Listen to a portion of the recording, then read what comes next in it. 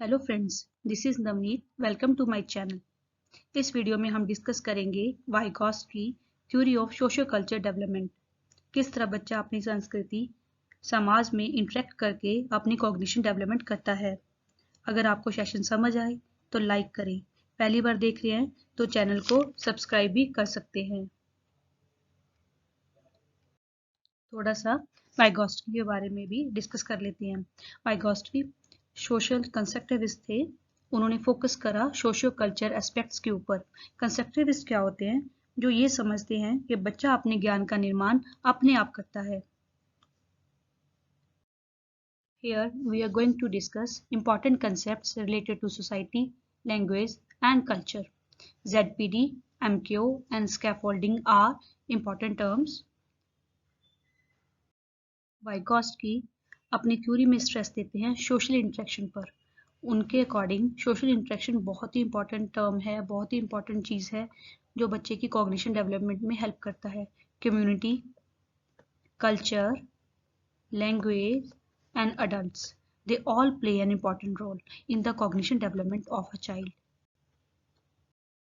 There are three important aspects: social interaction, culture and language. These three are interrelated to each other and they are playing a role in the cognition development of a child. वाइगॉट्स्की ने ZPD, scaffolding and MQ terms the. Scaffolding की अगर हम बात करें, scaffolding is a help, support, guidance, assistance that is given to the child to reach the next level. अगर हम इस picture में देखें तो इसमें क्या है, एक फादर अपने बच्चे को असिस्ट कर रहा है, उसे गाइडेंस प्रोवाइड कर रहा है, दैट इज अ स्कैफोल्डिंग। जो हेल्प प्रोवाइड की जाती है that is called scaffolding. In this picture a mother is providing help to the child to reach the next level. पहले उसको वो चीज़ समझने में थोड़ी प्रॉब्लम हो रही थी, अब उसको मम्मा की हेल्प से प्रॉब्लम नहीं हो रही है, तो उसकी मदर उसे स्कैफोल्डिंग प्रोवाइड कर रही है। Next is ZPD. ZPD is zone of proximal development. It is area where the child can learn and develop skills under the guidance given to him. It is an area child cannot do. It is an area where the child cannot do anything.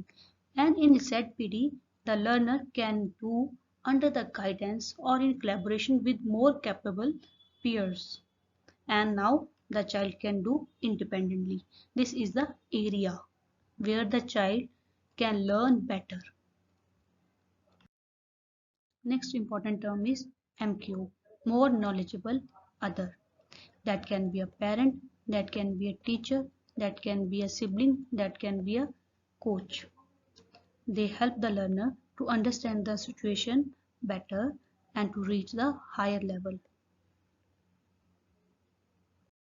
Vygotsky has given us three forms of language. First is social speech, that starts from the age of 2, which the child uses to talk to others. Second is private speech, that starts from age of 3, that the child uses to regulate self functions. अपने functions को regulate करने के लिए वो private speech का use करता है, जैसे वो अपने टॉय से बातें करेगा, अपने आप से बातें करता है, अपने फंक्शंस को रेगुलेट करने के लिए. Third is silent inner speech, that starts from the age of 7, which the child use silently to regulate self functions. अब उसको जोर से बातें करने की जरूरत नहीं पड़ती, वो अपने मन ही मन में बातें करता है और अपने फंक्शंस को रेगुलेट करता है.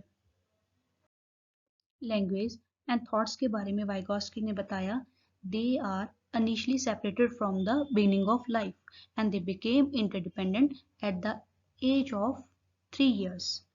Language developed from social interaction. Language is man's tool of communication. Means जो भाषा है वो social interaction से डेवलप होगी और भाषा विकास के लिए बहुत ही ज़रूरी है. वाइगॉट्स्की ने हमें कुछ important terms the, that is collaborative projects, collaborative learning. जो लर्निंग एक दूसरे के साथ काम करने से होती है that is called collaborative learning. Important term है दैट इज रेसिप्रोकल टीचिंग. बच्चा टीचर से सीखता है और टीचर बच्चे से सीखता है. Assistive teaching, and peer tutoring. These are some important terms that are given by Vygotsky. Main important चीज यहाँ पे जो एग्जाम में पूछी जाती है that is reciprocal teaching. The term is given by Vygotsky. ये चीज आपने याद रखनी है. Thank you so much for watching this video.